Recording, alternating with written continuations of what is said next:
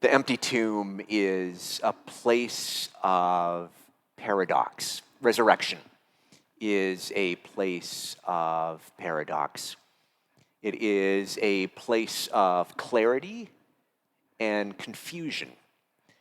Jesus appears to his disciples and they know it is him, but they don't know it is him.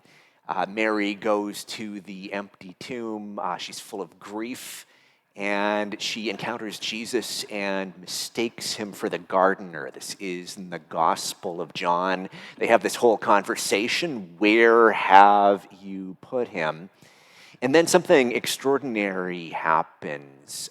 John says that Jesus calls Mary's name, and Mary turns.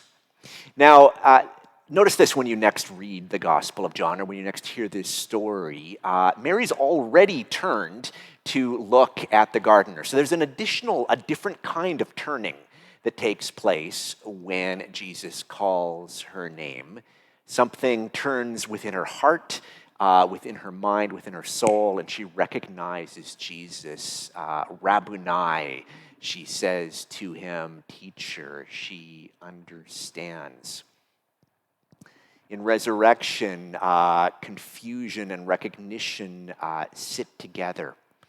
And if the empty tomb is about you and me right now, not only Israel 2,000 years ago, then perhaps we too are called to turn in our hearts, in our souls, in our very selves, and see Jesus when we do not expect to see him.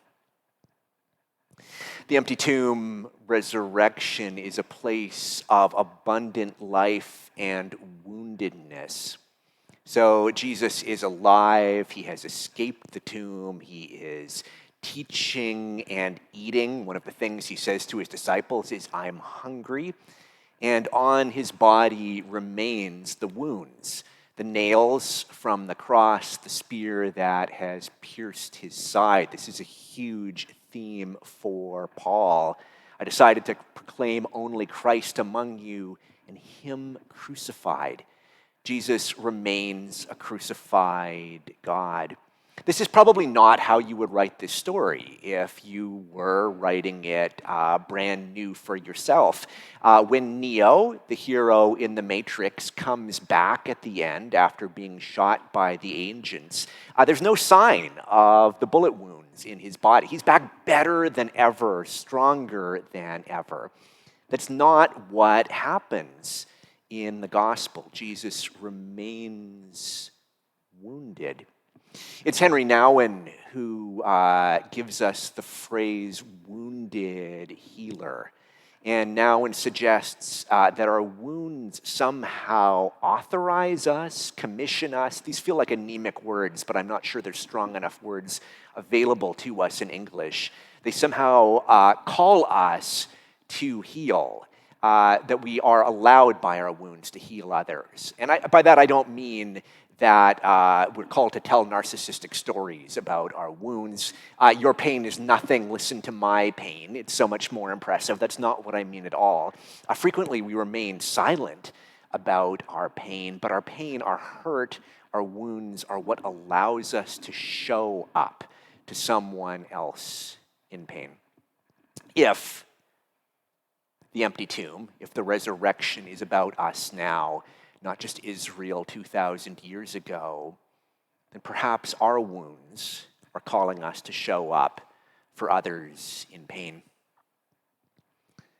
The empty tomb, resurrection, is about defeat and victory.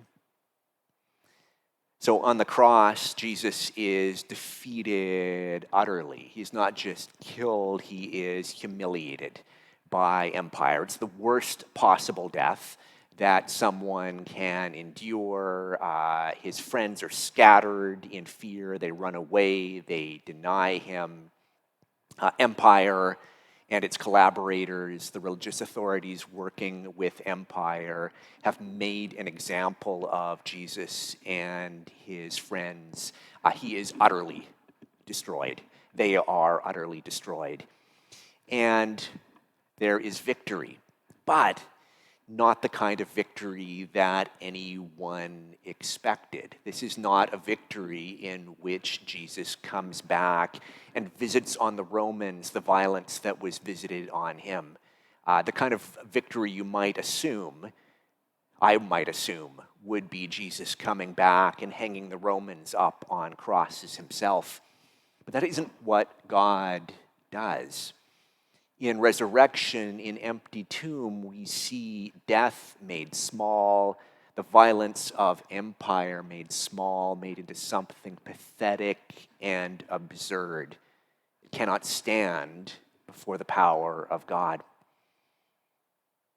If resurrection, if the empty tomb is about you and me right now, not just Israel 2,000 years ago, and perhaps we too are called to respond to violence, not with violence of our own, but with what Paul, here he is again, called foolishness.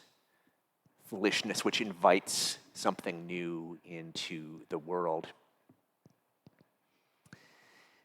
In the empty tomb, there is continuity and there is fracture. So, for a long time, Jesus' friends thought that he was the Messiah, that he was the one whom God had sent. And then things went completely off the rails in Jerusalem. They went off the rails in the worst way in the cross. And then they knew that Jesus was not the Messiah. And then the empty tomb came, and they understood and knew that he was the Messiah. This sort of understanding, I think, takes place sometimes in our own lives. We know something, and then there is a transformation, a transition, often a hard one. And then after the transformation or transition, we know things. If you have had children, you may know that before kids, you said, children change your life. And then after you have kids, you say, oh, children changed your life. And, or if you've been married, you may have said something similar. It's different to be married. Oh, it's different to be married. Or it's different when it changes you when someone you love dies. Oh, when someone you love dies, it changes you. There is this new understanding on the far side of the cross and the empty tomb. And the early church senses, they thought before there was this continuity with Israel's history, with Scripture, and now they think there is this continuity with Scripture, with Israel's history. And they start going back and seeing all of these signs, all of these things pointing at Jesus, pointing at the cross. They understand Isaiah, for instance, in a new way. They understand Ezekiel in a new way. And they have this instinct to tell the entire story. That's what this service is in many ways, isn't it? Every possible story.